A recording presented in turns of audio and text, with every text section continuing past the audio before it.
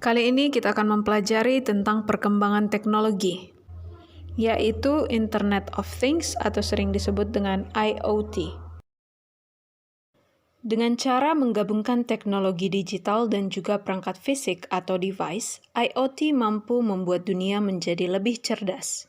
Perangkat-perangkat atau device di seluruh dunia dibuat saling terhubung satu sama lain dengan menggunakan internet dan bisa saling berbagi data. Device ini bisa berbentuk peralatan rumah tangga yang biasa kita jumpai sehari-hari sampai peralatan industri yang canggih.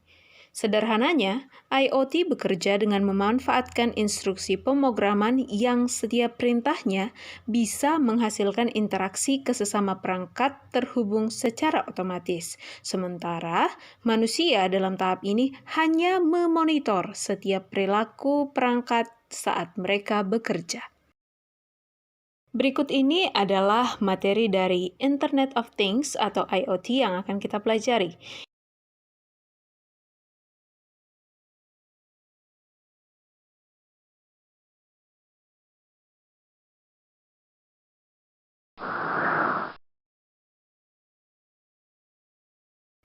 Internet of Things merupakan sebuah konsep di mana suatu benda atau objek ditanamkan teknologi-teknologi seperti sensor dan software dengan tujuan untuk berkomunikasi, mengendalikan, menghubungkan, dan bertukar data melalui perangkat lain selama masih terhubung ke internet. Di dunia yang sudah saling terhubung seperti saat ini, sistem digital mampu memantau, merekam, memonitoring, dan juga menyesuaikan seluruh interaksi antar berbagai hal yang terhubung. Dunia fisik bisa bertemu dan bekerja sama dengan sistem dunia digital.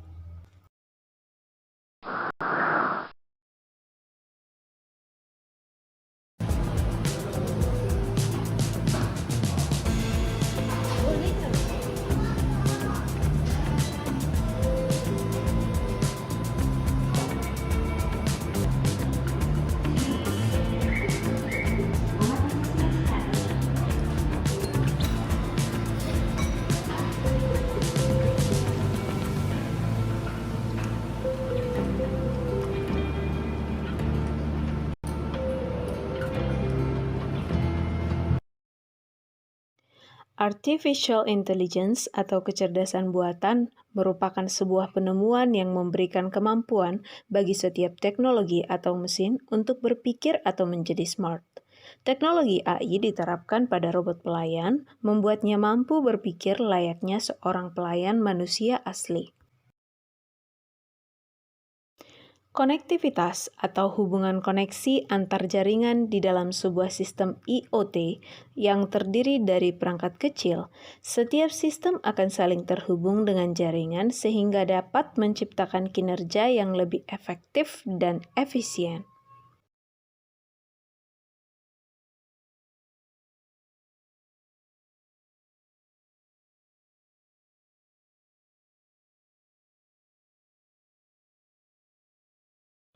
Dalam perkembangan teknologi masa kini, semakin kecil sebuah perangkat maka akan menghasilkan biaya yang lebih sedikit, namun efektivitas dan skalabilitas menjadi tinggi. Sehingga di masa yang akan datang, manusia dapat lebih mudah menggunakan perangkat teknologi berbasis IoT dengan nyaman, tepat, dan efisien.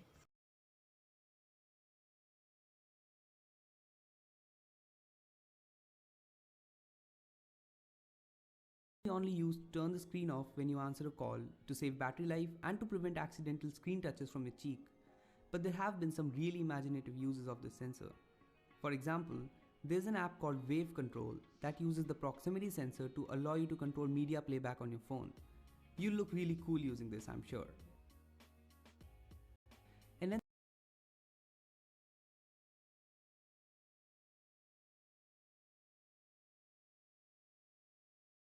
Sensor merupakan unsur yang menjadi pembeda dari IoT dengan mesin canggih lainnya. Dengan adanya sensor, device mampu mendefinisikan sebuah instrumen yang mana dapat mengubah IoT dari jaringan standar yang cenderung pasif menjadi sistem aktif yang terintegrasi dengan dunia nyata.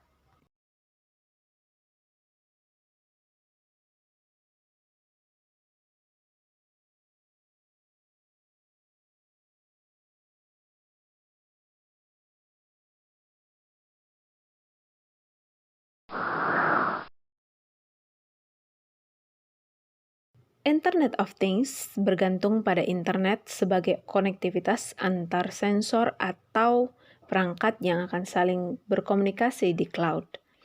Data dari sensor yang dikirim ke cloud akan diproses oleh software yang akan menentukan action berikutnya. Action ini bisa berbentuk pengiriman alert, penyesuaian jadwal, penutupan akses pada alat, atau lainnya. Cloud yang dimaksud adalah perangkat komputasi berupa server yang bisa diakses di mana saja selama ada jaringan internet.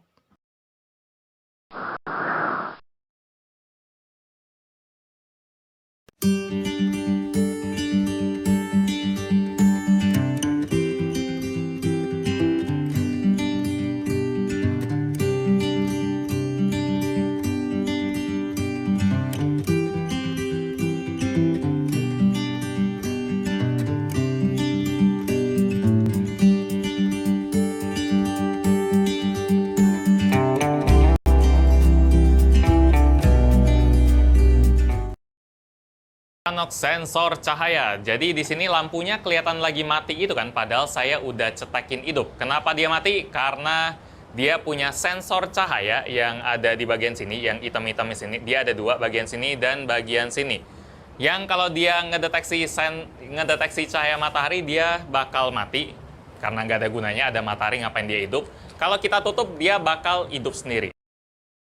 Aja nih smart vehicle. Salah satu indikator sebuah mobil bisa dikatakan sebagai mobil pintar adalah banyaknya sensor yang dapat mengontrol segala peranti di mobil. Tujuannya adalah untuk memaksimalkan segala fitur yang ada di dalam mobil. Dan sekarang salah satu fitur unggulan yang sudah semakin populer adalah fitur self-driving alias autopilot. Dari namanya sih kita tahu pasti ini tuh teknologi yang bisa ngebuat mobil nyetir sendiri. Tapi fitur autopilot ini bukan berarti ngebuat kita sepenuhnya lepas kendali ya. Di fitur ini pengemudi tetap perlu mengatur atau sekedar mengoreksi laju mobil.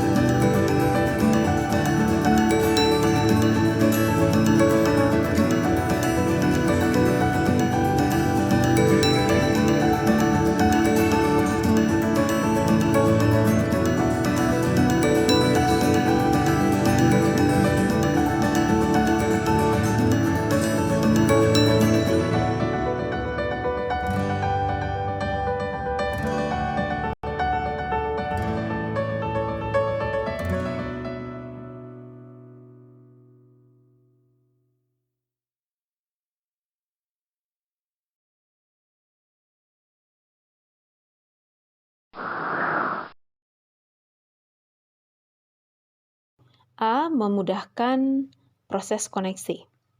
Karena IoT sangat bergantung pada internet, maka semakin bagus koneksi antara jaringan, maka sistem perangkat dapat berjalan dengan lebih cepat dan fleksibel. B. Ketercapaian efisiensi. Semakin banyak konektivitas jaringan yang terbentuk, semakin kecil pula waktu yang dibutuhkan untuk menyelesaikan sebuah tugas, sehingga efektivitas dan kinerja manusia menjadi lebih terbantu dengan adanya IoT. C. Meningkatkan efektivitas monitoring kegiatan. Dengan IoT, kita bisa melakukan pemantauan di berbagai lapisan jaringan dan infrastruktur yang digunakan seperti mengawasi kegiatan di perusahaan, karyawan, maupun pelanggan.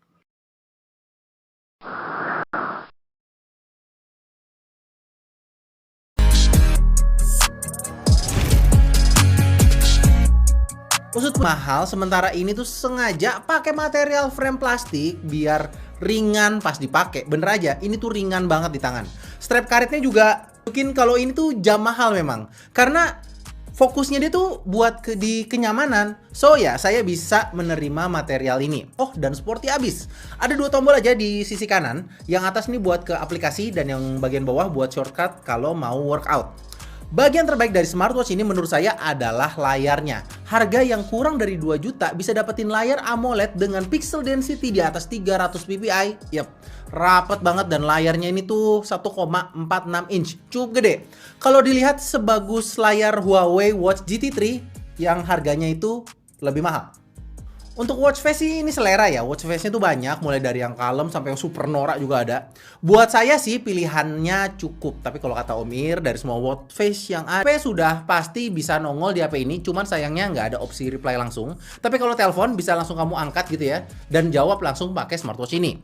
Untuk fitur cukup komplit, heart rate monitor, saturasi oksigen, sleep trackers, ada semua. Data tersaji di aplikasi Mi Fitness, mode workout juga lengkap, bahkan badminton aja ada. Nggak semua smartwatch ada mode ini soalnya. Dan cuman kalau abis kecelup, suara speakernya itu jadi rada cempreng. Untungnya ada fitur kayak Apple Watch, dia tuh namanya clearing water. Jadi dia ngeluarin suara dengan frekuensi rendah, jadi bikin vibrasi yang bisa keluarin air yang terperangkap di lubang. Pertama kita perlu download aplikasi bernama Smart Life di Play Store atau App Store. Setelah terpasang, mari kita masuk ke aplikasinya, lalu login atau sign up. Jika sudah, kita masuk ke homepage-nya. Lalu kita tekan tombol plus, pilih tab lighting, dan pilih lighting dalam kurung Wi-Fi. Lalu sekarang mari kita reset lampunya dengan menyalakan lampu, lalu matikan dan nyalakan selama 3-5 kali sampai lampunya berkedip-kedip. Setelah itu kita tekan confirm di HP, lalu HP akan mulai pairing dan tersambung. Lampu akan berhenti berkedip ketika sudah tersambung. Lalu kita masuk ke halaman kontrol. Kita bisa kontrol temperatur lampu putihnya di halaman pertama, dari warm banget sampai putih banget. Kita juga bisa atur intensitas cahayanya. Dan sekarang mari kita geser ke tab color. Di sini kita bermain-main dengan RGB. Kita bisa pilih warna sesuai dengan yang ada di color wheel sesuka hati kita. Canggih juga ya, bisa berganti-ganti warna. Hi Bixby, answer the call. Bisa atur jadwal hari ini? Bisa kok.